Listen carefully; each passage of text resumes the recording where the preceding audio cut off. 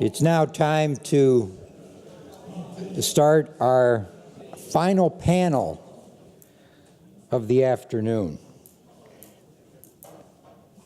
This panel is going to look at regional efforts on climate change. We're going to take it from the federal to the state to business now, down to the provincial and state level. We have an outstanding panel, and our moderator today is Mark Fisher. Mark is the Chief Executive Officer of the Council of the Great Lakes Region. Mark became that in 2014, the year that institution was formed. And by the way, the Canada-United States Law Institute was a founding member of the Council of the Great Lakes Region. So it's doubly nice to have Mark here. The other thing that you should also know is that the Council of the Great Lakes Region is going to have its Great Lakes Economic Forum here in Cleveland, May 6th through 8th. So make sure you put that on your calendar. It's a Great Lakes Economic Forum. Starts with a reception at the Rock and Roll Hall of Fame on May 6th, and it goes through until May 8th. Mark is a well-recognized and seasoned strategist, policy analyst, and advisor. He has advised the Prime Minister of Canada, provincial premiers and ministers and parliamentarians, and the executives of major profit and nonprofit corporations. Mark is leading the charge of the Great Lakes Council because he has a particular interest in developing economically the Great Lakes. So, without further ado, Mark. That's great. Thanks for the introduction, Stephen. And what he forgot to mention is that Stephen is the new chair of our board, and we're very excited to have him as our chair. I'll also reinforce, obviously, our longstanding relationship with the Canada-U.S. Law Institute. Back in 2013, on the margins of this conference, we had the founding conference for the Council of the Great Lakes Region, which many of you probably participated in. And, out of that, we're also to have, very, very long-standing and strong, partnerships with Governor Blanchard, who's an honorary patron, but also Jim Peterson, who's an honorary patron. So very, very strong ties to CUSLI, and very much appreciative of that. As Stephen has mentioned, this panel is going to focus on the regional efforts, so states, provinces, and regional approaches to climate change. I think we can probably put cities into the mix. And I think from a Great Lakes standpoint, just to give you a bit of context in my interest in this area, I don't think there's been a more important time, to be having this discussion. I think when we look at the Great Lakes, 8 U.S. states, New York to Minnesota, and the Canadian provinces of Ontario and Quebec, if you put that jurisdiction together as one, it represents roughly a $6 trillion economy. In country terms, that would equate to the third largest economy in the world if it was a country. Behind the United States and China only. It's a region that has roughly 107 million people. Again, if you were to put that into country terms, it would represent the 12th largest country in the world by population.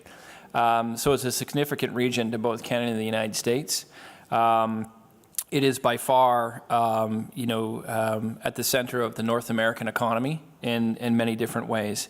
And so for us as an organization, we're trying to bring all levels of government together with industry, academia, the nonprofit sector to really think more strategically about that regional economy. But also how do we work together to protect the Great Lakes for future generations? We are here on World Water Day. Great Lakes represent 20% of the world's surface freshwater resources.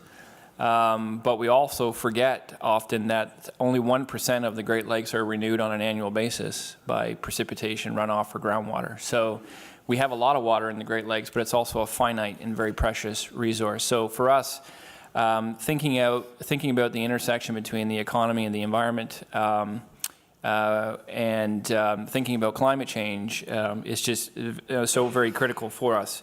So obviously on this panel we have I think we're going to cover a lot of different perspectives in terms of the regional approaches. We have Terry Fitzpatrick, who's the President and CEO of the Energy Association of Pennsylvania. We have Kai Carmody, who's associated with the University of Western Ontario Faculty of Law and CUSLI as well, and Marc Deblois, who's a senior advisor with the Ministry of Environment and the fight against climate change, which is really interesting. And I think when we look at the regional approaches, we all know, we've heard over the course of the day that the U.S. and Canadian economies face significant risks from unabated climate change and particularly rising temperatures today and well into the future. These risks, as well as their associated impacts, will certainly vary by country as well as by region, but there are a broad range of common concerns. Sea level rise and surges, heavy rain and floods, their impact on communities and infrastructure, extreme heat and the impact on human health, labor productivity, water availability and farming, public health, increased power generation and sharing needs for cooling and heating. I think as the global and national debates regarding climate change evolve, states and provinces, and particularly cities, are moving forward on their own, as we've heard today. I think the best examples of collaboration are the New England governors and Eastern premiers, the Western Climate Initiative, which was touched on earlier today, and the U.S. Climate Alliance, and also C40. The Great Lakes region, surprisingly, has a long history of environmental and economic collaboration, but its focus on climate change as a policy issue is certainly lacking.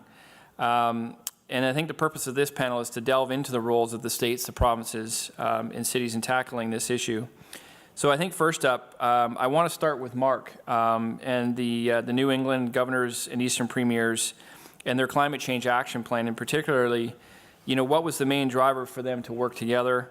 What did they set out to achieve? How have they done? What's next? It is by far probably the most mature example of cross-border collaboration on climate change. So I'd like to explore that first. So Marc, over to you for your presentation. Thank you. Before I start, English is my second language, so I may not have the pronunciation right all the time. And I remembered Mr. Godfrey yesterday mentioned Sesame Street. So if you hear a specific language or pronunciation, it's Count Dracula's fault. So the title of the conference is, Can the United States and Canada Cooperate on Climate Change? Should they, and why?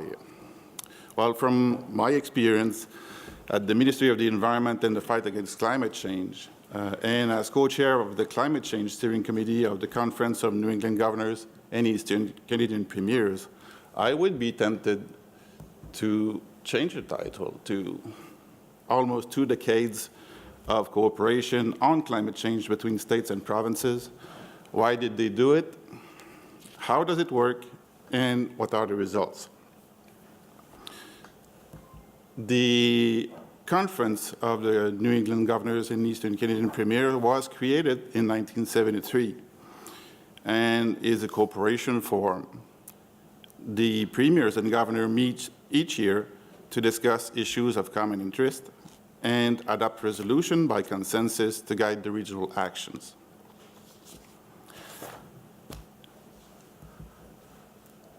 So the basis, really, of the plan was Resolution 25-9, which in 2000 stated, recognizing harmful consequences of global warming is a joint concern for which regional strategic action is required. So the premiers and the governors identified that it was a strategic point to tackle climate change.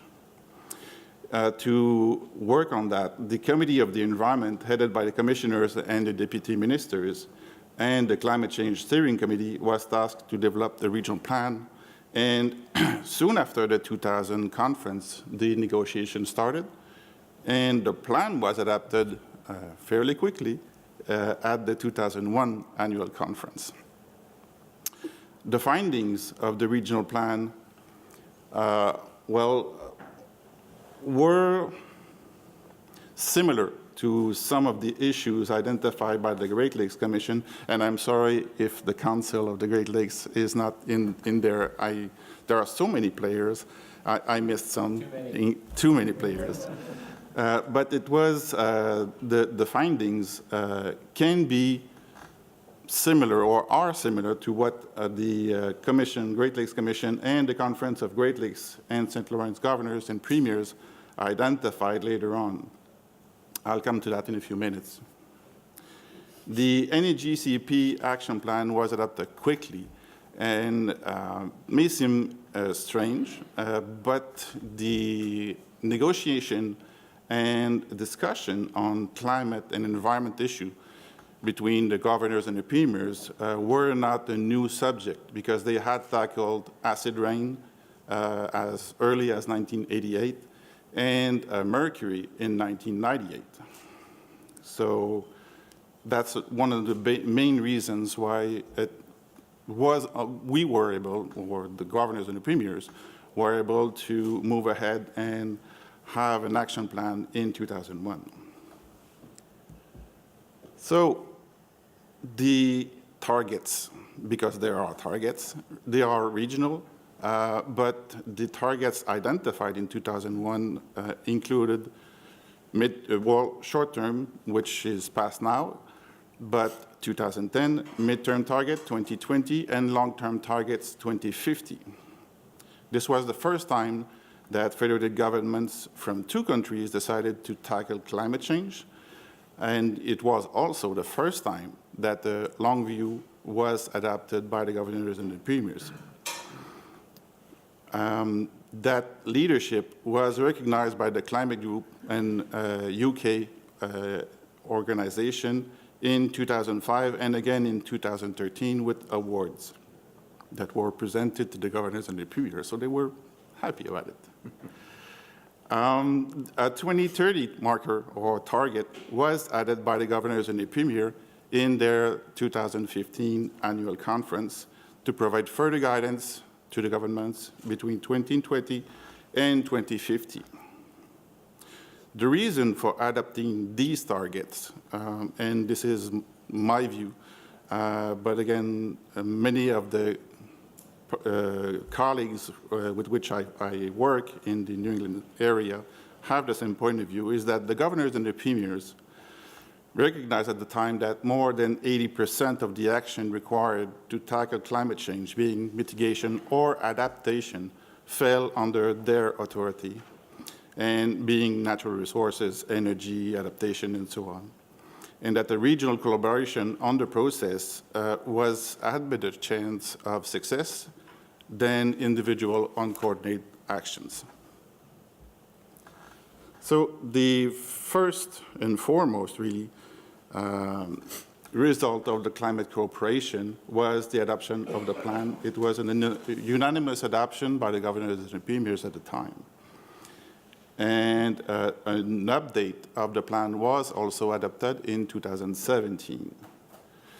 The second important result is the continued involvement, even though there were many changes in government on either side of the border since 2001, the efforts continued as a regional effort and is still undergoing. The cornerstone of the plan really is that it does not create any legally binding agreement between the participating government. That said, there are moral obligations associated to that, and considering that each government works collaboratively to reach the regional targets, choosing priorities from the regional plan according to their characteristics and capacities. The Committee of the Environment and the Climate Change Steering Committee were tasked to oversee the implementation, and they report on to the governors and the premiers on a yearly basis. This ensures the continued interest and work of the climate cooperation. The results of the cooperation, the influence of the climate cooperation, well, in fact, in 2001, when the plan was adopted, only 3 jurisdictions had climate plan in place. And since then, each government adopted at least, and in some cases it's 3 action plans, but at least 1 action plan, often aligning their GHG regional or goal to the regional GHG goal. So it was a real influence on the area, on the region. Regional cooperation, as mentioned, remained steady throughout the time, even though there were many changes. Some periods were harder than others, but still the work continued on, even though there were sometimes governors who were not as interested into the process as others. So this is one of the results of the plan. The results it comes from a GHG inventory file that was created, developed and compiled by the climate change steering committees, and it includes the GHG emission from every jurisdiction in the region. This figure provides an overview of the process, but there are other figures in the regional GHG inventory that can access information on the economic sectors and see where there were reductions and where could be possible future projection reductions. 2030's GHG projection are starting because these are historic emissions. We are starting to include GHG projection into the process, into the inventory, to try to guide or have a better understanding of where the GHG might go on the business as usual cases, and try to see if we go further, where could we be in terms of emissions, and where would we compared to 2020, 2030, and or 2050 targets. The first GHG target, which was in 2010, was surpassed, as more than the emissions were more than 4% below the 1990 level. The 2020 target, which is 10% below 1990, should be achieved. We'll probably won't be able to say before 2022 or 2023 because of normal delays between emissions and the inventories themselves. But the GHG inventory or GHG emissions of the region have been below the 2020 level since 2012. So the region is in a good shape or a good place to reach the second goal. Discussion on the 2030 marker or target are on the way and have been accelerated since 2017, so since the adoption of the renewal of the plan. And different overarching measures have been identified by the Climate Change Steering Committee and by the Committee on the Environment. Further analysis is on the way, and once the options will be defined a bit further, they will be presented to the governors and the premiers in resolutions, and once adopted, those resolutions will drive the work of the committee. So it's a circle, really, the whole process. So going back west, back to the Great Lakes, to consider similarities between the two regions on the climate change issue. On the Great Lakes region, what I found, and it's incomplete as mentioned, but what I found, two organizations of particular interest for the fact that these two already include states and provinces and are dedicated to regional cooperation, promotion of regional interest within the sustainable development approach, economic development, environmental protection, and social involvement. So being the Conference of Great Lakes and St. Lawrence Governors and the Premiers, the Great Lakes, Commission. Both instances include two provinces, so Quebec and Ontario, and 8 states, being Illinois, Indiana, Michigan, Minnesota, New York, Ohio, Pennsylvania, and Wisconsin. To note that the Great Lakes Commission identified, as mentioned a bit earlier, similar concerns as the NEGCP in its 2012-2014 work plan concerning the climate change, and numerous references can be found in its 2017-2022 strategic plan. However, greenhouse gas mitigation aspects, as mentioned many times during the day, have been lacking on a regional basis. So for the NEGCP and for the Great Lakes region, considering the interest and the possibility of possible regional cooperation on climate, well, going back a second, one of the key points for the NEGCP work and why it was a success so far is because the heads of government were at the table, were taking the decision, and were informed of the developments of the plan, because yearly reports to them continue to inform them. And on that basis, and it's really a subjective approach, but on that basis, the Great Lakes and St. Lawrence governors and premiers is of particular interest for a Great Lakes Corporation because it has the same level of authority as the NEGCP. So looking from the outside of the region, really, the organizational structure to have a Great Lakes climate plan is already there. A Great Lakes St. Lawrence Climate Change Standing or Steering Committee could be created under the supervision of governors and premiers to be the working body for the implementation of a regional climate plan. So why would the Great Lakes governments want to cooperate on climate change? Well, the short answer is they already do, to an extent.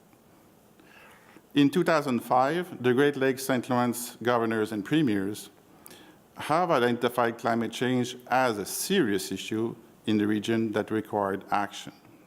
They agreed to that in the Great Lakes and St. Lawrence River Basin Sustainable Water Resource Agreement, long name. This is an important step, because, particularly in the context of regional climate cooperation, because the heads of government already included climate issues in an international cooperation process. So what's the correct wording in law? There's precedent. Since the adoption of the agreement, human derivation and withdrawals have been managed by the 10 governments. However, climate-related withdrawals have not been addressed, and science indicates that it is at least equivalent to the human withdrawals. That's a big slide, and I won't read all the subsets of the findings of this agreement, but suffice it to say that these findings use an even stronger wording than the one used in Resolution 25-9 of the New England states and Eastern Canada. And that was the starting point of the New England NEGCP climate cooperation. Wording such as have a shared duty to protect, must balance, must act, and lack of full scientific certainty should not be used as a reason for postponing actions. Those come from the Great Lakes Agreement to protect the waters of the Great Lakes and the St. Lawrence. So this is the basis, or this could be certainly the basis for a foundation for a regional climate plan for the Great Lakes region. This sorry about the size of the letters there, but it's only to provide an overview of the region, because the governments in the region already have targets or measures, climate initiative, and most of them have them for 2020, 2030, and or 2050. And those who do not have them, or some of them, have also adhered to the U.S. Climate Alliance, which is another level on the regional, not necessarily adjacent state-by-state process, but still a broader regional approach. So on the basis of these individual targets, a regional approach on climate change for the Great Lakes region is conceivable. I'll go, just for the sake of time, to the what if. A joint effort on the climate from the 8 states and 2 provinces to protect the Great Lakes and St. Lawrence water the economy and the population would certainly be a great challenge for the region, but can be based on the already successful experience of regional cooperation and governance of the Great Lakes and St. Lawrence waters. One could consider or dream of a Great Lakes and St. Lawrence Declaration of Partnership on Climate Change between the 10 governments, signed by the heads of governments, defining the scope of work, the entities responsible for the regional cooperation, and the reporting process to the governors and the premiers. And that's it for me. That's great. There's a lot there, Mark. Thank you for that. So Kai, over to you. You've been studying a lot about cap and trade, particularly the Western Climate Initiative. Can you tell us a little bit more about the initiative? Who's a member? How does the trading system work? And what lies ahead for WCI? And what happened to Ontario? Missing in action. Yeah. Okay, so thank you very much. It's great to be here, everybody. For those of you I haven't met, my name is Kai Carmody. I'm an associate professor at the Faculty of Law at Western University, also known as University of Western Ontario in London, Ontario. And I'm also, and have been for quite some time now, the Canadian National Director of the Institute. The Institute, The Institute, as many of you will know, is a joint creation of Case Western and the University of Western Ontario. We've been in existence since 1976. And the basic idea behind the Institute is to promote discussion and debate between individuals in both countries on issues of legal interest between our two countries. To that end, we promote our mission by a number of different activities, including conferences like this. We also have a very successful series of experts meetings, which normally take place in the fall every year. We publish the annual issue of the Canada-US Law Journal, which is edited by students both here at Case Western and at the University of Western Ontario, so a binational group of student editors. We have student fora that take place at our respective universities looking at comparative approaches to current legal problems. We just had one at University of Western Ontario on comparative approaches to the opioid crisis in Ontario and in Ohio. And we work on exchanges. In that, or from that sort of broad perspective, we have also thought over the years about the importance of and the necessity of sort of promoting a research culture and a research profile to the Institute. And in connection with that desire, that ambition, that goal, we began discussions in 2015 headed by, first of all, spearheaded by Larry Herman of our executive committee, with an effort to perhaps get some donors on board who might be willing to fund research that the Institute might undertake with its students as a motivating operator in this arrangement. And we were ultimately successful in the end of 2017 in securing funding from the Centre for International Governance Innovation at the University of Waterloo in Waterloo, Ontario, Canada, a centre that was set up with a generous grant not only from the Government of Canada but also and principally from Jim Balsillie, who many of you will know is the visionary behind the BlackBerry. So in 2017 then, December of 2017, the Institute was fortunate in receiving a grant of $43,500 from CG in order to go ahead with putting together a guide on emissions trading under the Western Climate Initiative. And this was something that happened under my aegis. I was the individual who was tasked with making sure that the research went ahead, that the students were selected, coordinated, did all of their work, and that all the necessary arrangements were put in place to make sure that this occurred.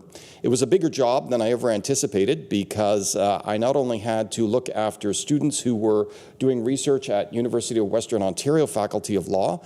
We had 4 on our side, but we also had, in addition to that, 2 students here at Case Western Reserve, and we had a student out at UC Berkeley in California, a Canadian who was studying out there, pulling information together and feeding it to me in long memos that I had to sort of distill down and try and make sense of this framework that is called the Western Climate Initiative. So it was a big project, and at times the project felt a little bit like something that could well get out of hand. We undertook it for sort of 4 basic reasons.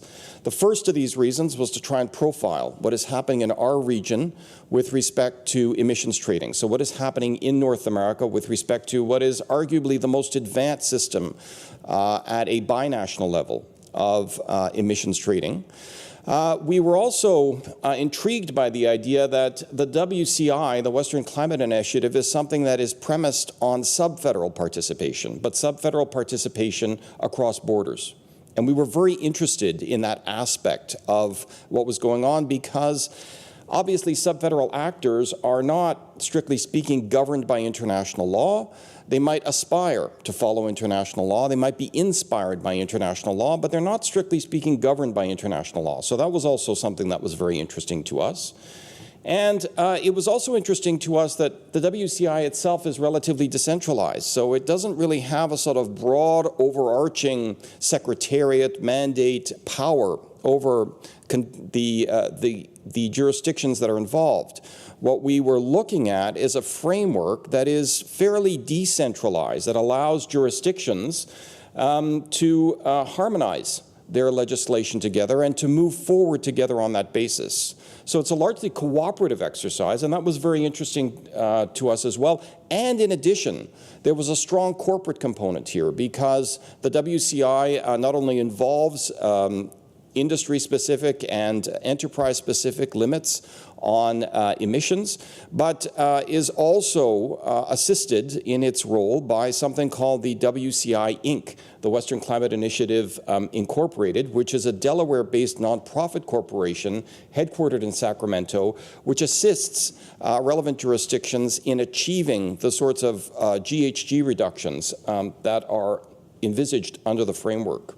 And finally, the thing that was interesting to us as well, and we thought was very important here, was the idea that what was going on in North America was sort of an experiment that was happening at a politically volatile time. And as we were to learn, that volatility in fact increased over time, and it was useful therefore to use this opportunity, this funding, to perhaps write something of an account for a system that might evolve in directions that we had not necessarily foreseen. So there would be a written record of what had happened, and we would be able to call on that, and others would be able to call on that, not only in North America but around the world, to get some idea of how to make a system like this actually function in practice. Well, I can tell you that in the summer of 2018, it was a little bit like riding a roller coaster, because here I was getting all of this information in from the 8 students who were providing it to me. It was coming at me in big waves. And at the same time, I am one of those old-fashioned people. I wake up in the morning and I tend to look at the newspaper. And I would go to the newspaper every morning, and it seemed like there was yet another bombshell that was exploding across the climate change landscape, changing some aspect, some little aspect, sometimes a very big aspect of the work that I was doing. And so it was a tough assignment to finish up and to write. But essentially, looking at emissions trading, and for those of you who might not know very much about emissions trading, just a sort of quick overview of what emissions trading is. Emissions trading requires caps to be established by jurisdictions and then imposed on emitters in certain categories of companies. So we have sort of broad overarching targets that are set by the jurisdiction itself. And then in participating jurisdictions, those jurisdictions then move forward with industry-specific and enterprise-specific caps that companies have to meet. These caps are gradually lowered over time, and because the lowering takes place, that then presents an incentive for participating entities, for enterprises that are involved, to lower their own emissions and to lower them in an aggressive fashion. And if they can do that, and they do that successfully, they do it efficiently, some of them can reduce them so much that they actually have an excess below their cap that they can then sell to other entities that may need to use those allowances for their own emission targets purposes, those that aren't quite as efficient. So it's very important then to sort of establish a system of allowances under this sort of system, and it's also useful because one then gets into trading between various entities that are involved, between the less efficient polluting entities and the more efficient and hopefully less polluting entities that go forward. So emissions trading therefore seeks to promote sort of efficient pollution, and we realize that in putting this sort of guide together that we were drafting, the draft ultimately came to be 60,000 words with hundreds of footnotes, something that's going to be appearing in volume 43 of the Canada-US Law Journal. We realized that we'd have to sort of focus on two broad areas. Emissions trading is often sort of known by the moniker of cap and trade. And so we knew that we'd have to sort of focus our attention, first of all, on the cap. How is the cap set in a jurisdiction? And secondly, the trading that takes place of these allowances that actually goes on. And we realized that in terms of sort of setting the cap, there's a wide range of issues that have to be dealt with. It's not just a matter of sort of picking a number out of the sky and deciding that you're going to observe this cap, but there's a whole bunch of other factors that have to be taken into account in deciding what the cap is and how it's operationalized. Because remember, there's a cap at the jurisdiction level, but there's also an entity by entity cap that's then imposed. And there's a whole bunch of sort of very interesting protocols that then have to be assessed. In addition to this, we also realized, sort of looking at the policy framework, that we would also have to sort of take apart, we'd have to taxonomize how trading actually occurs. And this is very interesting because this starts to sort of speak to the sort of private nature of what goes on, the fact that what one is establishing is a market. And markets, as you know, are complex things. They're also politically constructed things. And so one has to be aware of how that market is created and how the market actually functions. So this was a range of some of the things that we looked at in our guide. In addition, we also conducted a telephone survey. So our initial ambition was to be relatively ambitious and move forward with interviewing entities that were covered by these caps. And we were able to establish that there were a number of entities that were covered in each of the 3 different jurisdictions covered by the WCI emissions trading system. So in California, there was about 500, in Quebec, about 130, and in Ontario, about 150. We contacted 60 of these entities to try and get some sense of how emissions trading was actually undertaken and how it was actually being sensed, you know, the sort of word on the street, so to speak.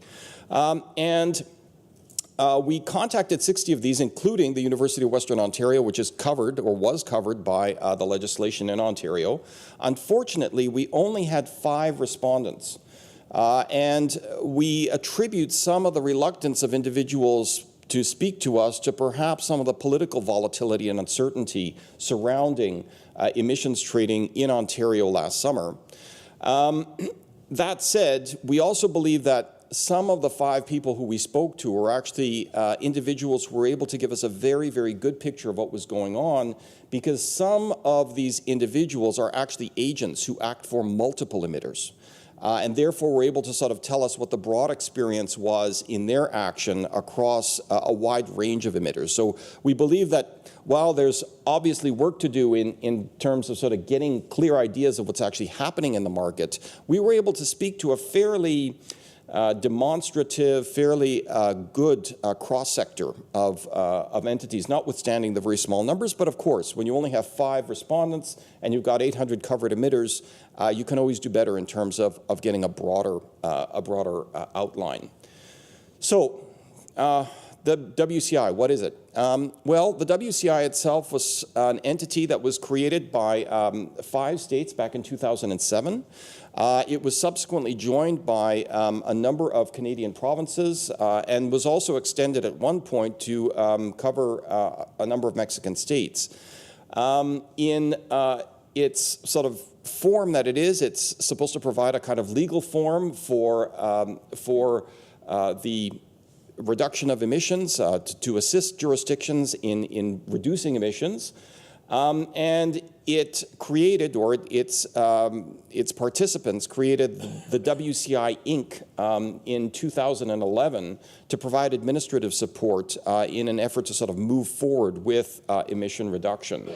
Its main activities are to develop something called the KITS, the Compliance Tracking System, that looks after the circulation of emission allowances, emission permits across these jurisdictions, and to conduct a number of sort of associated tasks with that. But the sort of setup itself is very jurisdiction specific. So there's no sort of compliance mechanism per se. Each jurisdiction participates in this work on a sort of its own basis. Now, we looked at the WCI cap and trade as it applies in 3 different jurisdictions, because these were the 3 jurisdictions that up until last summer were the most intensively involved in cap and trade.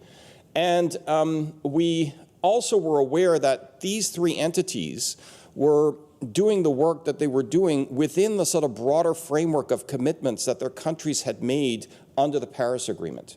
And these commitments that countries had made, as other speakers have said in this conference, were commitments made at the national level under nationally determined contributions. So both Canada and the United States made Paris Agreement NDCs, and they were roughly equivalent, about a 25 to 30% decrease in emissions of GHG by the year 2030. But the spanner in the works is that, as all of you will probably know, the United States has indicated its intention to withdraw from Paris at the earliest possible opportunity.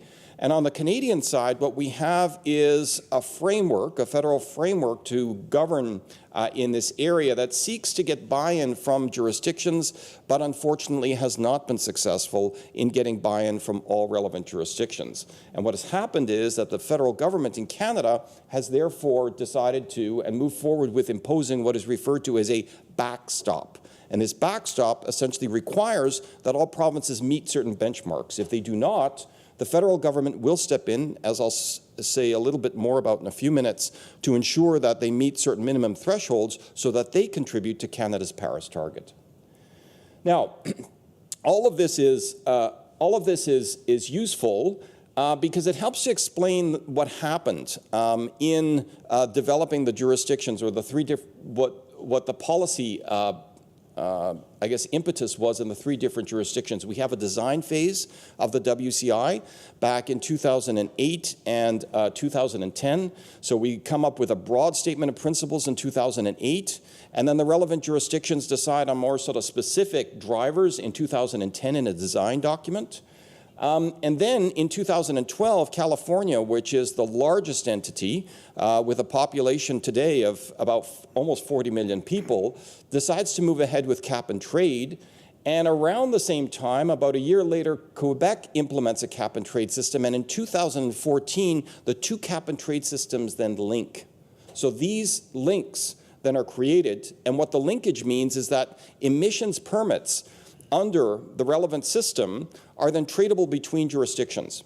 And this link occurs because, in particular, the governor of California determines that Quebec's emissions trading program is as integrated and as intense as the plans that are set out in California. So you have this 2014 link between California and Quebec, and then in 2016, 2017, Ontario starts to implement the same thing, and at the beginning of 2018, Ontario goes ahead and implements its own link onto the Quebec and California system. Now, the final climax of all of this, of course, is last summer when Ontario withdraws on July 3rd, a sort of dark day for those of us who believe in this system. Ontario withdraws from cap and trade, and we have to ask why that is.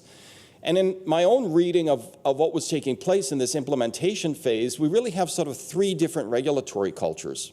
So across the 3 different jurisdictions, there are different factors that explain why it is that some of these jurisdictions were able to achieve a sort of bipartisan consensus about the importance of doing something like cap and trade. In California, you have this idea of California as a regulatory leader, something that has been instilled into California's political DNA for the last 40 to 50 years. And there's broad consensus on both sides of the House in Sacramento that this is an important thing to achieve in a lot of different ways. And so California has led the United States in all jurisdictions in terms of sort of energy efficiency, energy intensity, low emission, so on and so forth.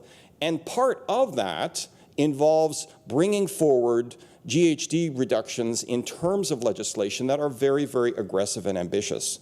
And because California has such a large population, and because manufacturers are impressed with the size of the California market, they of course regulate and produce according to California standards. And that means that California then can start to produce a kind of regulatory shadow across the United States. So about 20 states across the United States have actually enacted California standards as essentially their own, mirror legislation, indicating the way in which California sort of functions as a kind of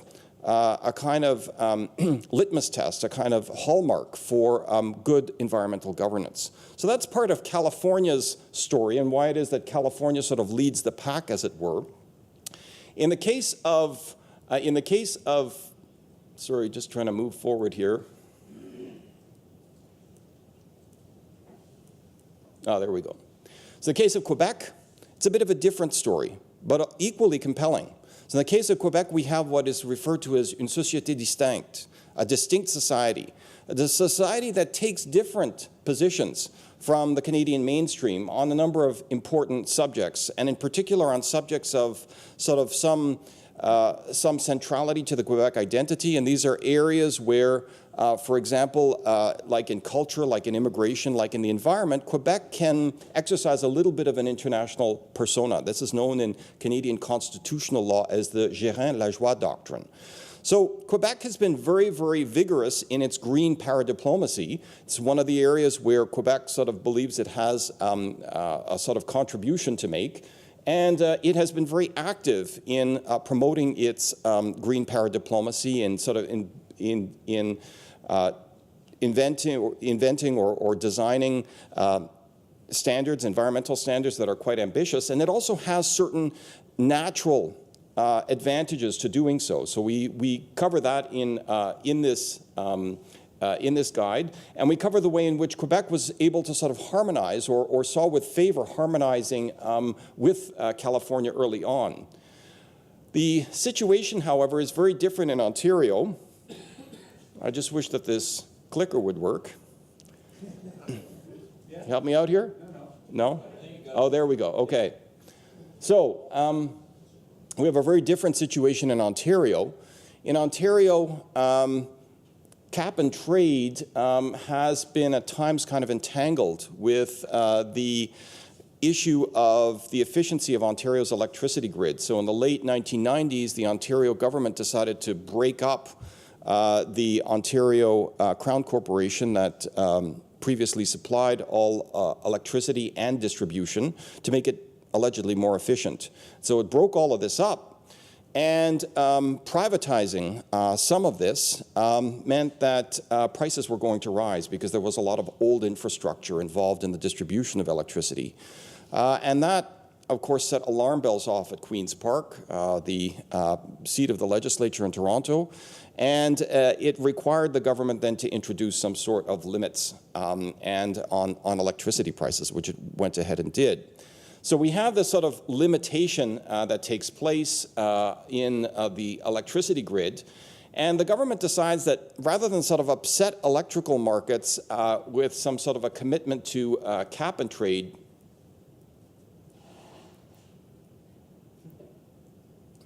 just say next slide from now on because it appeared to grow. Okay, so next slide, please. We have, at the same time, a government recognition that something has to be done about the environment, but a real focus on ending coal. So unique among North American jurisdictions, Ontario decides to go ahead and phase out its 5 remaining coal-powered plants. This is a very, very momentous decision. It's one that people like Angela Merkel in Germany have only recently decided to pattern and copy. But it's something that put the real focus of environmental protection on one policy move. A policy move that, if you sort of think about it, was rather narrow, because it applied only to sort of one set of parameters, and it left everybody else kind of in a sort of business as usual posture. And thinking about it, you start to realize why there might be problems in Ontario, because Ontario was not prepared, or had not been prepared, and had not developed the sort of political consensus, arguably, that California and Quebec already had. So we have this great commitment to reducing the use of coal, which is admirable in itself, but it leaves the rest of the public unprepared for the sort of deeper changes that need to take place, the sign-on to something like a cap-and-trade system. Next slide. And so what we have beyond this is then a very rapid and abrupt move to cap and trade in 2016, 2017, when the Ontario government introduces legislation, and then very rapidly after that joins onto the link in 2018. So the beginning of 2018, we have this move, very rapid move to cap and trade in Ontario, and we have a very quick take-up of cap and trade by major emitters who are going out and purchasing lots of additional allowances at a time when free allowances were being given very generously around the province. And that should raise alarm bells, because what that suggests is that major emitters were going out and purchasing emissions allowances with the idea of arbitrage, that later on they would face higher costs for doing what they were doing today, and therefore they had to sort of, try to get ahead of this by purchasing large amount of allowances. So it was a very interesting sort of period, a very interesting time. If I could have the next slide. And we had a number of discussions with the few emitters who we spoke to about what trading actually took place and what behavior actually occurred in the market.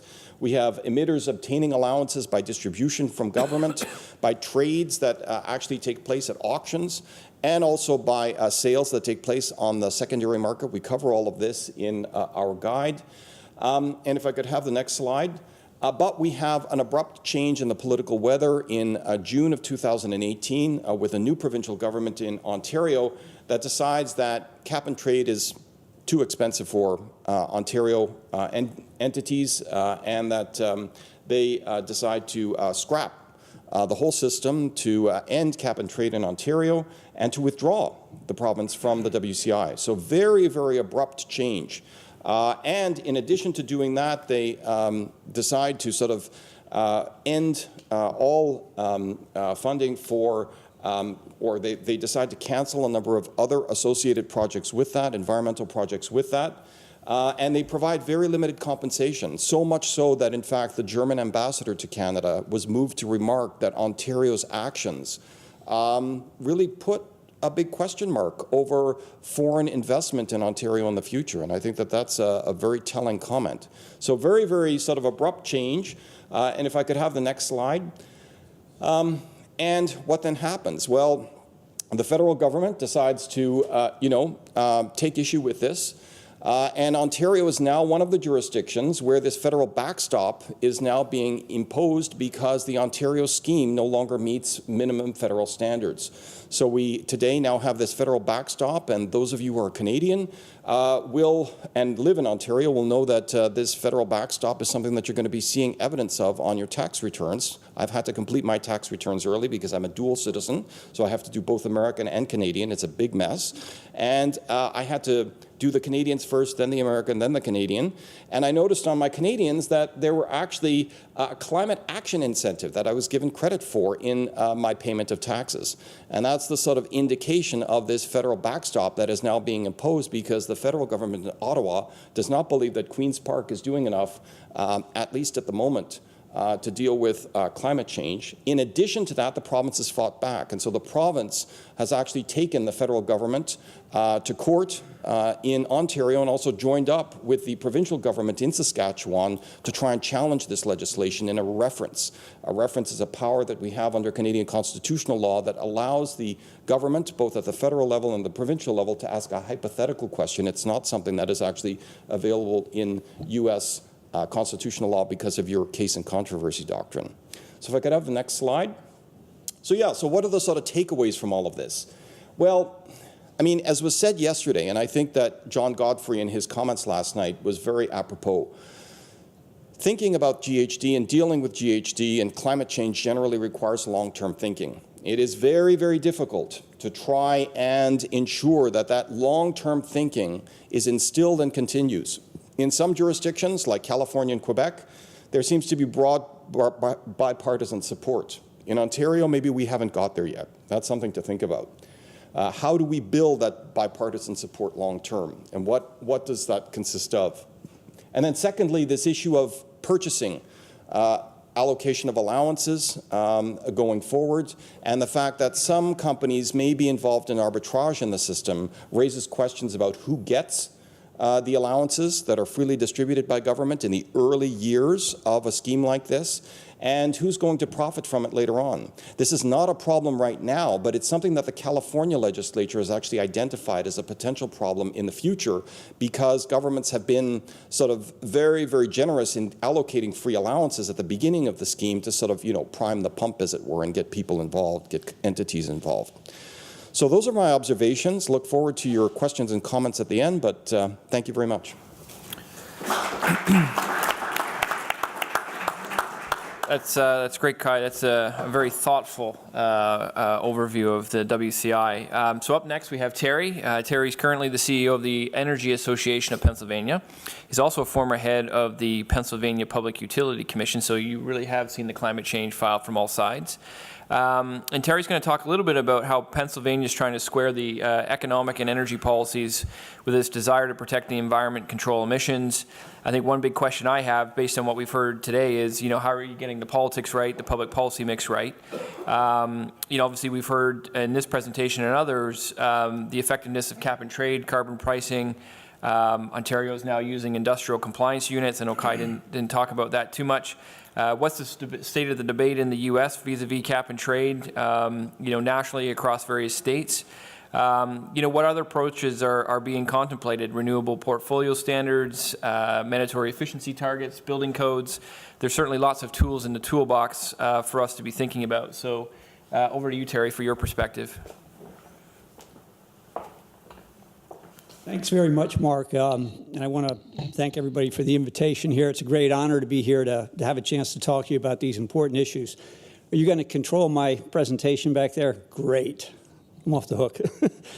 Okay, first slide. Just an overview of my presentation. I'm going to talk about the place where I work, the Energy Association, who we are, what we do, give a profile of Pennsylvania energy production, also our CO2 emissions, give an overview of what's going on in the other states, all the different approaches to combating climate change, and also talk a little bit about Canada. And finally, review the strategies and the path forward. And I do want to give a disclaimer here. I'm here in my personal capacity. The comments that I make do not necessarily represent those of the Energy Association or its members. Next slide.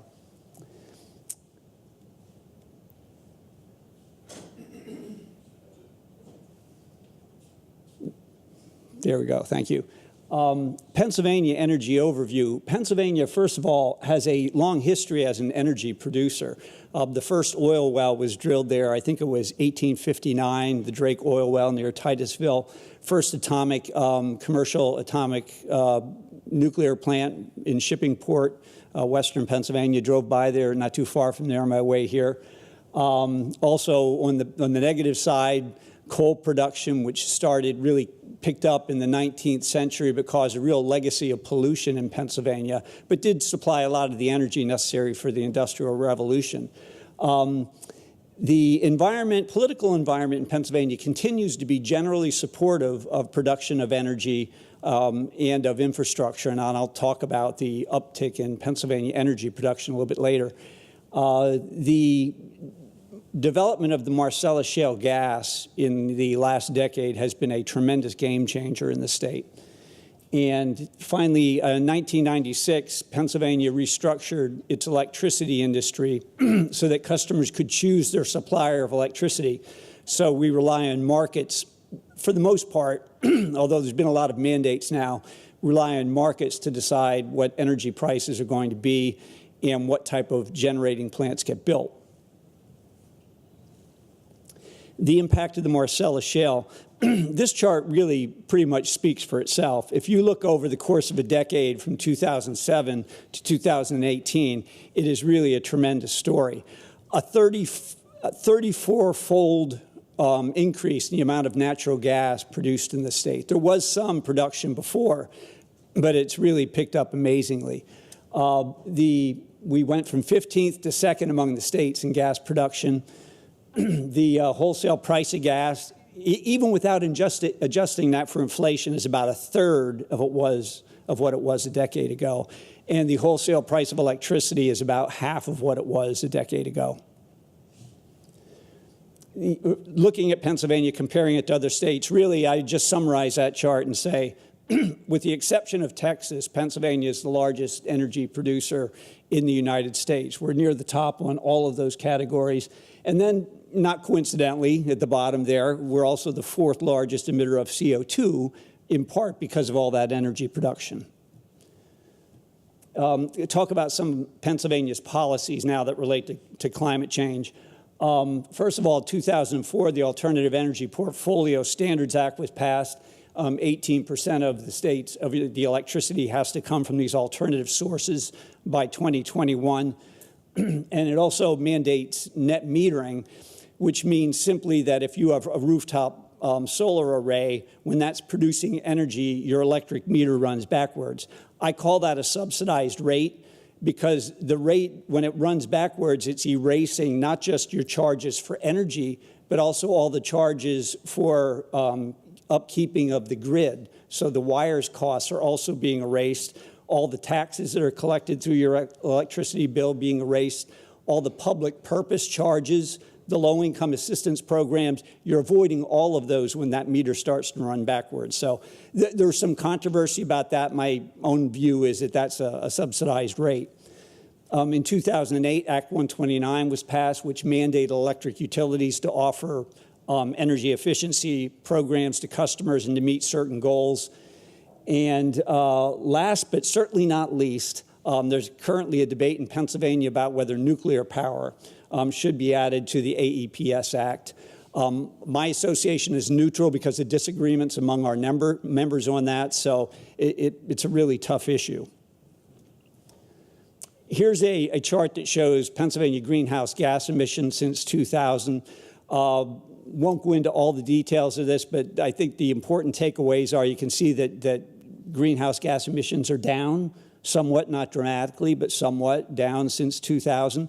And if you look at the different components of that, the thing that jumps out the most is the emissions related to electricity production are actually down. And I think that reflects the shift from coal to from coal to natural gas in generating electricity, because natural gas emits about half the amount of carbon that coal does to generate electricity. We passed a Climate Change Act in 2008 that probably doesn't have a lot of teeth in it, but it is something. Develop an inventory of greenhouse gas emissions and a registry of emissions, prepare an action plan and update it every 3 years. The 2018 draft action plan, which isn't finalized yet, calls for a 26% reduction by 2025 and 80% by 2050. And I think that's generally in keeping with the international agreements to say that's the amount of reductions we need to keep the rise in global temperatures to 2 degrees. Governor Wolf signed an executive order in January of this year He basically said the Commonwealth shall strive to meet those emission reductions I just talked about. And I put parens around those words because there are not currently the policies in place to get us there.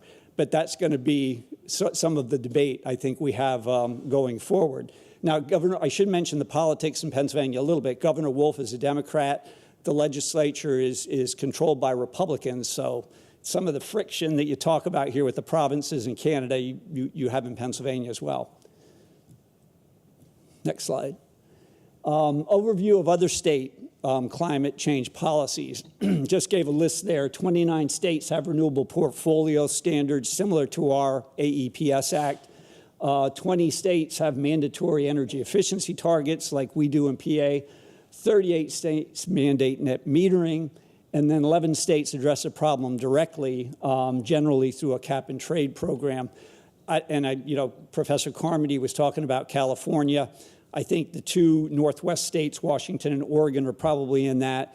And then the biggest group is in the Northeast with the Regional Greenhouse Gas Initiative, which is a trading program that is electric sector only. It's not economy-wide, so it doesn't cover transportation fuels.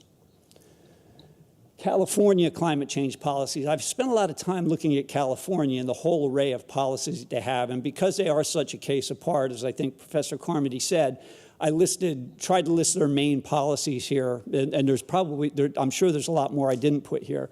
But they have vehicle emission standards, and they kind of set the tone for a lot of the country, follows them in terms of those efficiency standards for cars. And there is a controversy over that with the federal government right now. They have a cap and trade program, as the professor talked about, mandatory energy efficiency. They've mandated, not only do they have a renewable portfolio standard, but now they've gone so far as to mandate 100% clean energy by 2045. They've also mandated solar panels on all new homes starting in 2020. And we have the premature closing of the San Onofre nuclear plant and the planned closure of the Diablo Canyon nuclear plant coming in a couple years. When I look at all of California's policies, I think they've done some good things, and I think the CO2 cap and trade program is the best. My personal opinion is I question the cost effectiveness of a lot of the other things that they're doing, though. Canada, I have a couple slides here on Canada. I will be the first to admit I'm not an expert on Canada, but I did some research just to be able to compare them to the U.S. And I don't want to go over the things that the professor talked about, but Canada is a signatory to Paris. They have not pulled out like we have. They have, in 2016, they announced that they're going to have a minimum price on carbon beginning in 2018. And 80%, something a little bit different about Canada versus the U.S., 80% of their electricity comes from non-emitting sources like hydropower, wind, solar, and the others. I did have a conversation with Marc Dubois from Quebec, and he pointed out to me that while that's an average in Canada, the provinces are actually a lot different. Not everybody reflects that average, which causes some tension. The provincial response, I'm not going to go over all this. I'll just try to summarize. I think similar to the U.S., you have tension between the provinces and the federal government. In the U.S., you have tension between the states and the federal government. You also have disagreements on exactly how, even if you say, okay, I want to combat climate change, what are the policies going to be exactly to do that? I think you have some diversity of opinion there from what I can see. Go ahead. Okay, what climate change policies will work? And I have opinions on this, but the current U.S. approach relies heavily on mandates and subsidies. And I think what that results in, unfortunately, is that political popularity, not cost effectiveness, ends up being the criterion for whether these things get enacted or not. And I think there's a big gap between public perceptions about what works and what really does work. The regulating emissions directly, I believe, is much more likely to yield cost-effective results. And there's a paper I read that's I've been very much influenced by. by Lawrence Makovich, Harvard Kennedy School, Tilting at Windmills. If you want to read something that's thought-provoking, I highly encourage you to read that. You know, when I looked at these issues, I will confess my bias tends to be, I'm a Republican. I was involved in helping to draft Pennsylvania's electricity restructuring law, so I tend to favor markets. But, you know, I've tried to look at these issues and see what works. And I took a hard look at what California does, and I really am skeptical of the cost effectiveness of a lot of what they're doing. The Makovich paper does a case study of California. And I'll just give you a couple things that he said about California. He looked at their full array of policies, and he concluded that their CO2 cap and trade program was 10 times more cost effective in reducing emissions than their renewable energy mandates, which would lead you to think, well, you ought to lean more on the CO2 cap and trade program rather than the mandates. But instead, California went in the opposite direction, and they came up with this mandate for 100% clean energy. And then they passed a law that said all new homes, even though they have a housing affordability crisis, they passed a law that said all new homes have to have solar panels beginning in 2020. So that's my opinion on these things and what I think works. There are some really hard political realities when it comes to combating climate change, I think. And I think that, first of all, it's a tough, complex problem. And I think political polarization is part of what makes this difficult, too. You know, on the right, you hear climate change is a hoax. Anybody hear that term used in reference to climate change? But on the left, you have the Keep It in the Ground movement, which I also personally think is misguided. You know, I think if you put a price on carbon, you let that price drive I don't think there's anything inherently evil about fossil fuels. I think our societies have been moved forward a lot by fossil fuels, but I don't deny that they have undesirable environmental consequences that have to be dealt with in some way.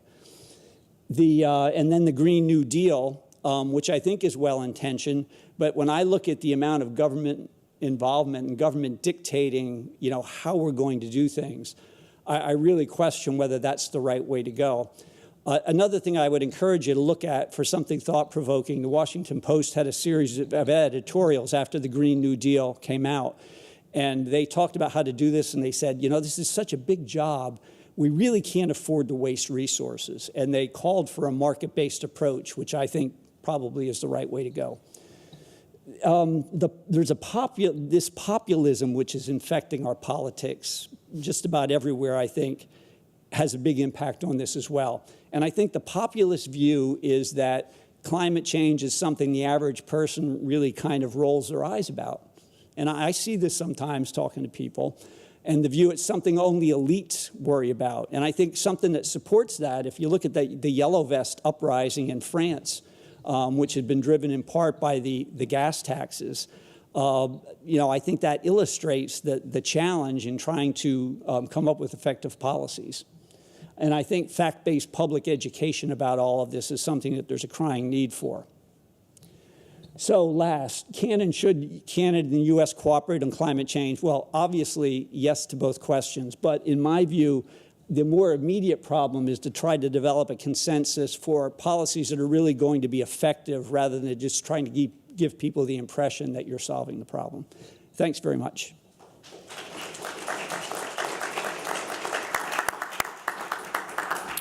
Thanks for that, Terry.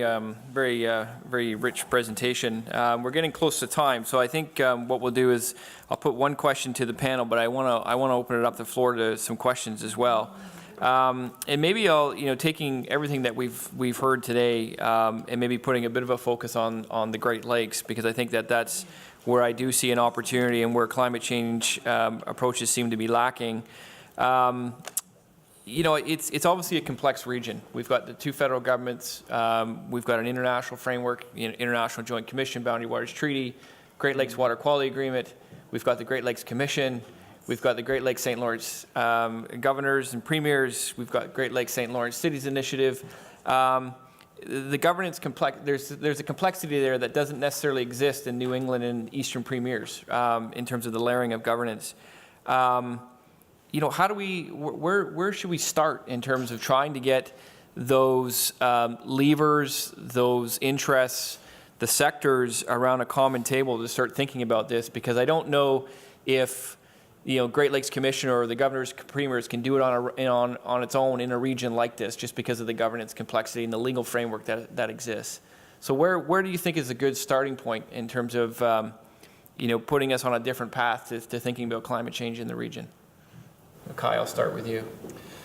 Well, I think one of the things that's been driven home to me in the comments today, and I'm going to be saying a few words about this in my closing remarks, is the enormity of the problem.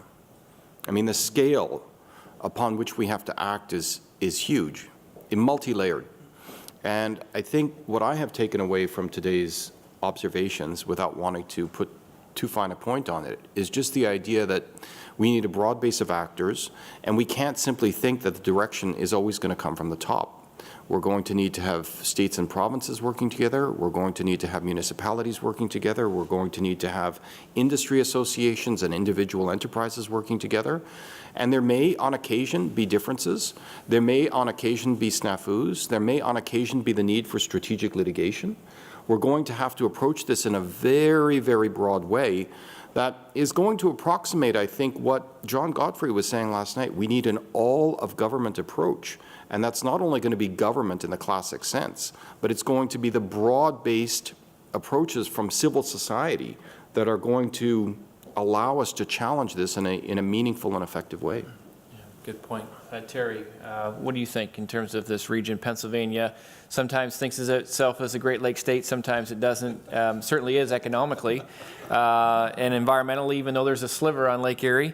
You know, recognizing that you know, very few governors show up, you know, to the meetings. Like, how do we start a regional conversation, cross-border conversation about climate change in such an important economic region? Well, you know, again, our divided politics makes it tough. Whenever you talk about climate change with Republicans, it tends to be kind of a difficult thing, maybe particularly in an energy-producing state. But I do think we're getting closer to that. I think I do think there's going to be more of an initiative more of a push to get Pennsylvania to be part of the regional greenhouse gas initiative. And I think that's part, you know, as part of that trend, I think there's more of a chance that we'll be cooperating with things like the Great Lakes Group on these issues. Yeah, that's great. And I think the alignment of maybe Democratic governors might help with that push a little bit. Mark, your sense in terms of your experience with both WCI, but also New England governors and Eastern premiers, Quebec is the centerpiece between those two initiatives. Yeah. Well, it is definitely a complex issue. But I would tend to go back to the basics. Who gets screamed at when things go wrong? Is it cities, municipalities, counties, governors, or presidents? Well, the first screams that we hear normally go to the governors and the premiers. So on that basis, because the adaptation is already tackled, maybe not perfectly, but at least tackled, for the mitigation aspect, who would be responsible for a GHG regional cooperation to mitigate GHG emission? If I look at the New England states and Eastern Canada, it's the premier and the governors. So that could be the framework or the main structure. So having the governors and the premier agreeing to something, and then having a structure underneath them, because there's a need for a structure. For the NEGCP, there are the governors and the premiers, but underneath there's a whole layer of committees. There's two secretariats, one on Eastern Canada and one on the New England state.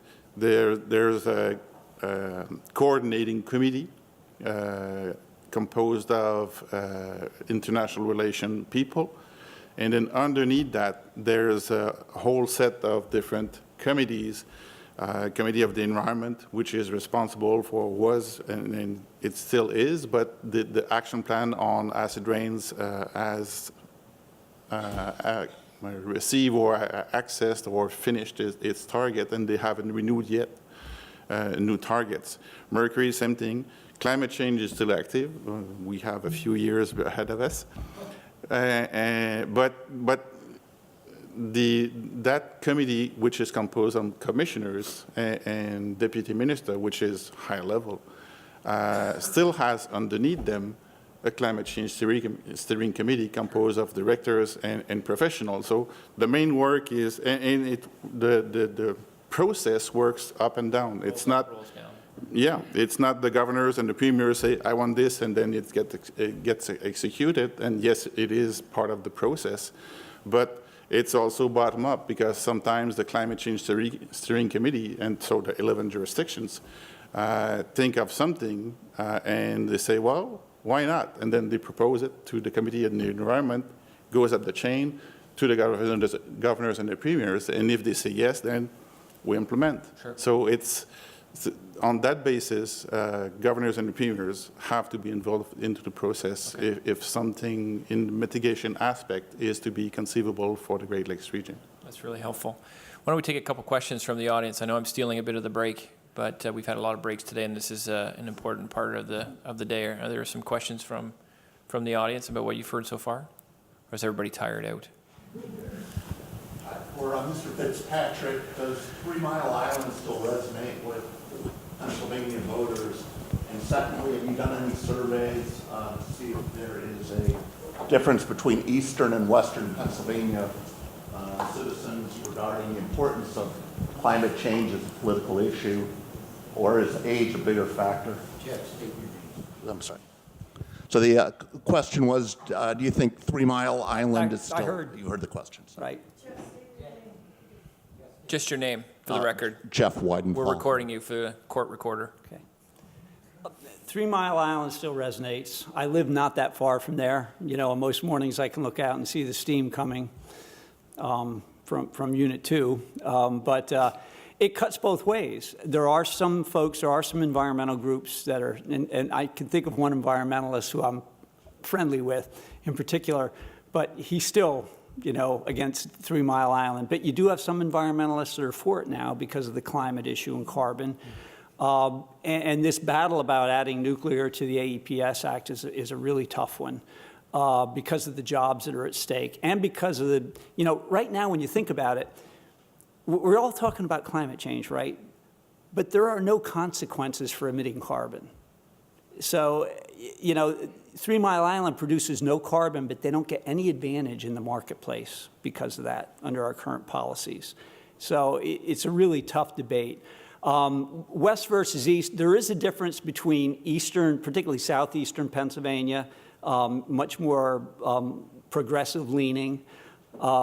But, you know, I would say James Carville once made a famous comment about Pennsylvania. It's Pittsburgh and Philadelphia and Alabama in between.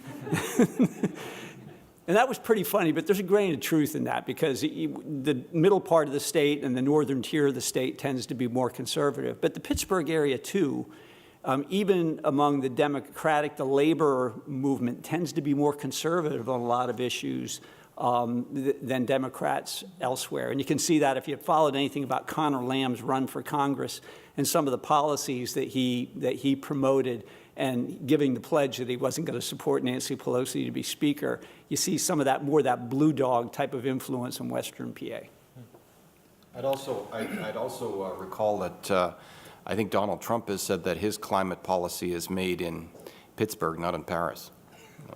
He did. To which the mayor of Pittsburgh quickly took exception. He did say that. Yeah. Stephen, question.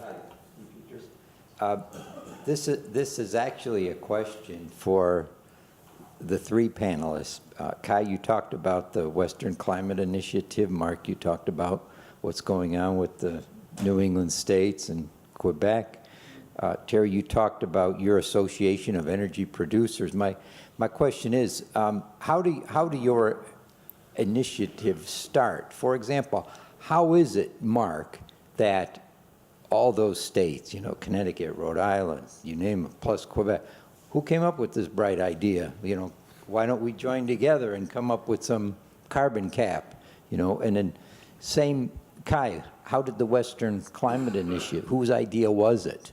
You know, was it a governor? Was it a institution? Was it a, professor like Kai Carmody who came up with it? And what about you, Terry? What about your group and your members? How do you generate ideas, or does your group generate ideas on how to deal with climate change? As a group, do they say, you know what, we got to reduce carbon, or, how do you guys think about that? Who wants to take that on first? Let's start backwards. Okay. We'll go Terry and then down. All right, yeah. Well, we're not energy producers technically. We're the distribution utilities, which is separate, but I have represented the power producers as well. I don't know really, there are a lot of different groups that you go and meet with, maybe similar to like the Great Lakes groups. There's, regional conferences, for example, national groups of utility regulators. Those ideas sort of percolate around there. And there are some regional discussions about various things, which I guess can grow into things like the Regional Greenhouse Gas Initiative, if the political will is there to work together and do it. Kai? So one of the points that became clear to me in examining the WCI from an outsider's perspective is that the WCI, something like the WCI, is a very constructed effort. It involves the input of many, many different actors over a long period of time. You might say broadly that governors at the top political level come together at a very initial stage to sort of set up the grounding, the foundation for the discussion, just the discussion of a lot of these issues. And what's interesting about the WCI framework is that you first have the floating of a series of principles. Then, 2 years later, with the work of a lot of different working groups from all across the jurisdictions that were involved, you then have the launch of a design document that gets fairly specific as to timetables, caps, allowances, considerations. These couldn't have been drafted by any one mastermind. They require a lot of different action together, and I think it's that the fact that the action itself reflects a broad-based consensus about the smart way to move forward, that's the ultimate magic that gets these things sort of, at least in the case of the WCI, off the ground. Before we get to Mark, in the WCI case, was there one governor that, was it California that really stood up and said, hey, we need to build this broad-based consensus, we need to have this discussion?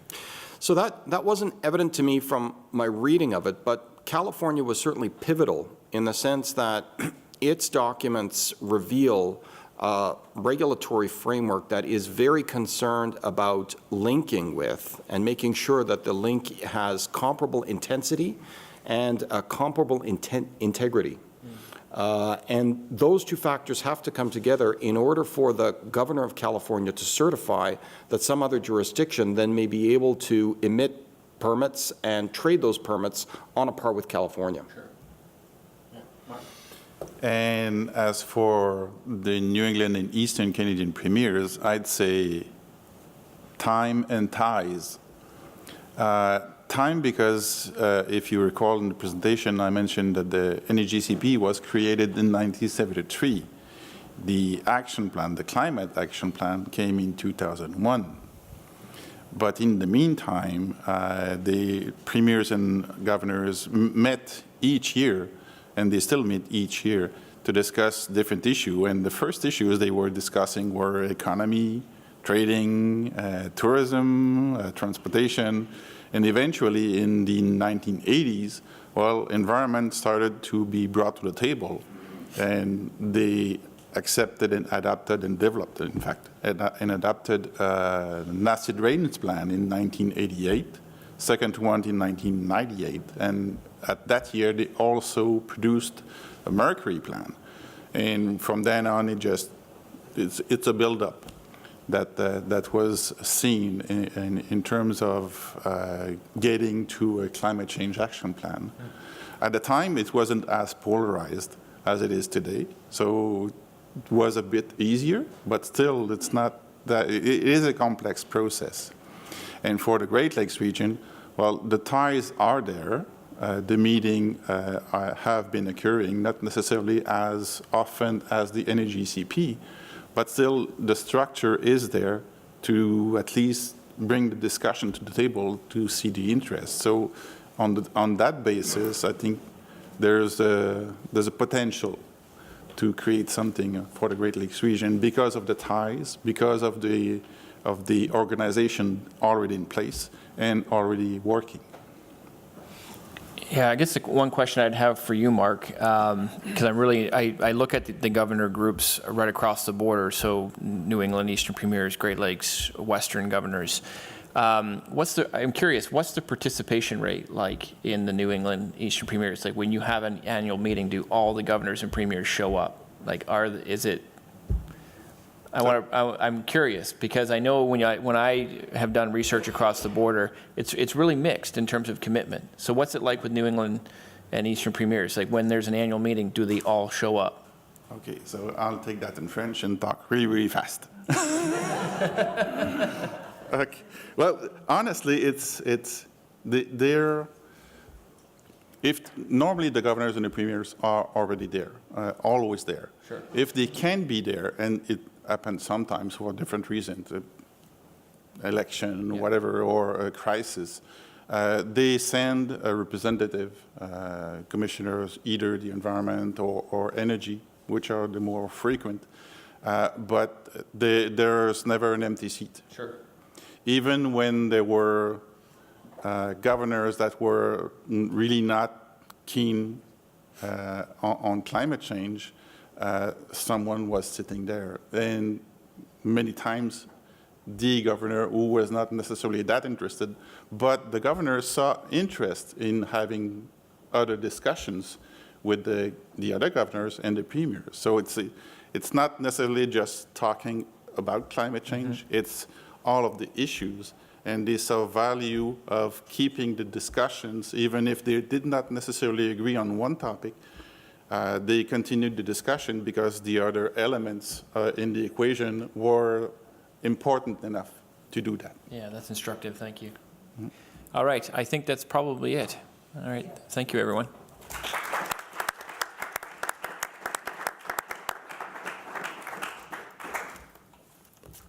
Well, everyone, the chairman, the co-chair of this organization, Jim Peterson, said, I think we need to press on instead of taking a break. Does everybody agree with that? Yes? Okay. So Kai, are you ready to summarize today's conference for us?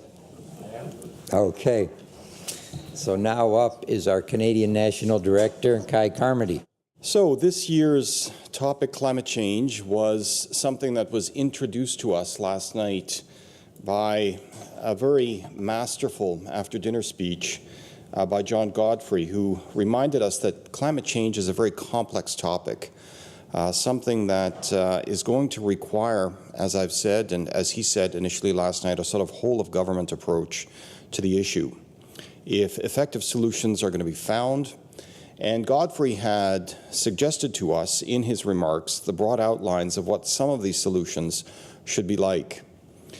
But in the meantime, I think what we see around us almost defies the imagination. It may be a long way away, like the events that have just happened this past week with the situation in the Mozambican city of Beira and Cyclone Idai battering that city. But I think that it's something that goes on all the time, and it happens right around the corner from us. And we might pause to think what it would be like if that same cyclone had barreled through a city like Miami instead of Beira, or a city like Mississauga instead of Beira.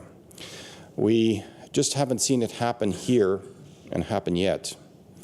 And I say yet because it's really, really real. And we were reminded of that in excellent comments this morning by Dr. Eugene Tackley, who pointed out in his compelling opening remarks that there are and there will be very significant costs on infrastructure, on forests, on agriculture, on human society and social stability going forward because of climate change. And what are we going to do? Looking at just one example that he referred to, the situation in Syria, and the millions of refugees that streamed out of Syria over the last couple of years, flooding across Europe. As a result, the anti-immigrant sentiment in its wake, and the follow-on political effects of the flows and what they triggered in groups like the PIS in Poland, and for some of you who are familiar with German politics, Pegida, this anti-immigrant group that has achieved some notoriety in Eastern Germany. All of this arguably triggered, at least in part, by a drought in Syria a long way away. What are we to make of all of this? Well, we can look at the federal level and the particular relationship, the peculiar relationship between our two countries at the current juncture, and be just a little bit mortified and perhaps somewhat depressed. Yet I think, as Jim Blanchard wisely reminded us, whatever is going on at the top is something that is inevitably going to change.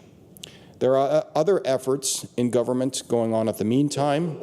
There is some evidence of this in the decisions that were mentioned this morning of the new House of Representatives to establish a House Select Committee on the climate crisis this year.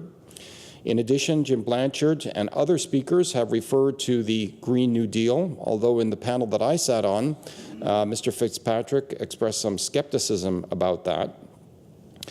And David Terry profiled for us how many, many changes are taking place at another level, at the level of states. And beyond that, too, Carlos Vasarias reminded us that maybe it's not huge projects, but smaller projects that we all get involved in together, smaller, more manageable, bite-sized projects at the personal, the neighborhood, and the city level that will get us to our 2030 targets instead of these vast Amazonian-inspired projects that we might be thinking about climate terms in change of currently. Like many initiatives in this area as well, legislation is going to require, and action is going to require consensus, and it's not going to be perfect. Speakers like Martha Hall Findlay pointed out that peripheral legislation like Canada's proposed Bill C-69 on environmental assessment could be very useful, but we're going to have to be committed to continue to talk.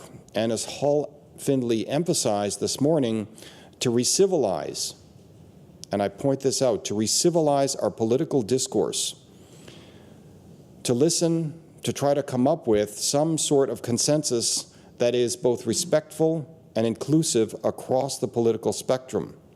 She pointed out, and I take note of the fact, that when we think we have all the answers, we are mistaken. We need to hear from the other side, and we need to consider all sides. And this is something that has perhaps been lost in our political discourse over the past couple of decades and is now coming to a fulcrum. And so, with many comments about the corroded political environment, maybe the tremendous challenge of climate change can be a way for us to relearn to talk to each other. We also heard from Peter MacKay this morning that dealing with climate change is a matter of leadership, and as one which can be very personal. And as Jim Peterson has pointed out, or again from both MacKay and Hall Findlay, that markets matter. The investments that are being made to counter and adapt to climate change are impressive. We need more of them. We need more hydro, as MacKay pointed out. We need more electric cars and subsidies for them. We need more clean tech. But we also need, and seem to need, more of almost everything except climate change. And that's important because, like most businesses and most entities, I think today, have accepted most of the science behind climate change, as Jim Blanchard remarked in his comments. So there's a lot of work going on, if perhaps not at the top, and there is still much reason to be optimistic. If nothing else, I think we can leave this conference being, as Lana Polak reminded us, stubborn optimists. So on that note, I would like to close these remarks in thanking all of our sponsors, particularly our platinum sponsor, DLA Piper, our gold sponsors, the Consulate General of Canada in Detroit, our silver sponsors, Steptoe and Johnson, Herman and Associates, Cleveland Cliffs, Baker Hostetler, and our bronze supporters, Taft LLP, Formica, and Barragan America. I'd also like to thank my fellow Institute co-directors, Steve Petrus, and his lovely wife, Colleen Fitzpatrick Petrus, who joins us here today. And I note a connection between Terence Fitzpatrick and Colleen Fitzpatrick Petrus. So that suggests that there's a lot of different convergences that go through Steve Petrus. He's the sort of mastermind of the project here. And I would also like to thank and especially note the work of our Institute's indefatigable Managing Director, Ted Perrin, who is very shortly to be a proud papa. Both Ted and Steve have worked very hard over this past few months to bring this conference, a very inspired and very thoughtful conference, together. And they continue to do so year after year with great efficiency, with great imagination, and with great verve. It's ironic, perhaps, that we're meeting here at the Cleveland Botanical Garden, a building designed to celebrate botany, which oddly is being so directly put in peril by different climate change events. So thank you, everyone, very much. Merci beaucoup. Safe home, and we look forward to seeing you next year, April 16th and 17th, 2020, here in Cleveland for the 44th Annual Conference. And I would like to emphasize that the Canada-US Law Journal is always looking out for thoughtful, thought-provoking, and very credible submissions. So if you do have them and you are interested in getting published, please feel free to get in touch with us, with me, Kai Carmody, at the University of Western Ontario Faculty of Law. We'd very much like to receive your submissions. And we thank you very much. And now for a few words from our co-chair, Jim Peterson. Thank you.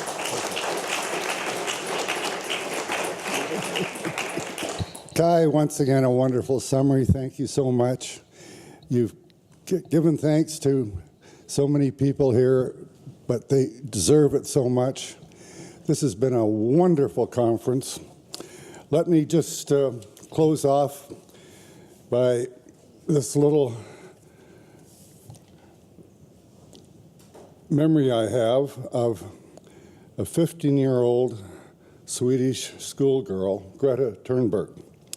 She is the one who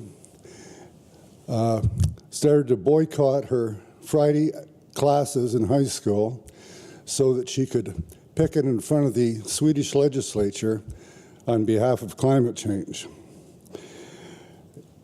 Here's what she said this winter at the World Economic Forum in Davos. She said, "Adults keep saying we owe it to our young people to give them hope. But I don't want your hope. I don't want you to be helpful. I want you to panic. I want you to act as you would in a crisis. I want you to act as if your house is on fire, because it is." 1 week ago, she was nominated for the Nobel Peace Prize. I think the work that we have started here in CUSLI will mean that next year we are nominated for the same prize. Thank you all so much.